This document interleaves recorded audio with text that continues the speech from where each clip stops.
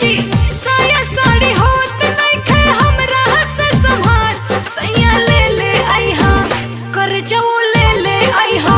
पटना से सूट सलवार सैया ले आइहा जाता रा पटना बाजार सैया ले आइहा।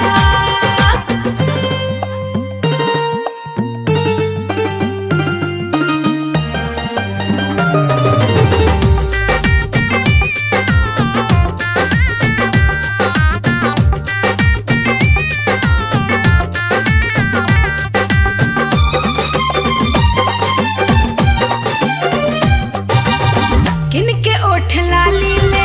आई हो हाजीपुर से बक्सर से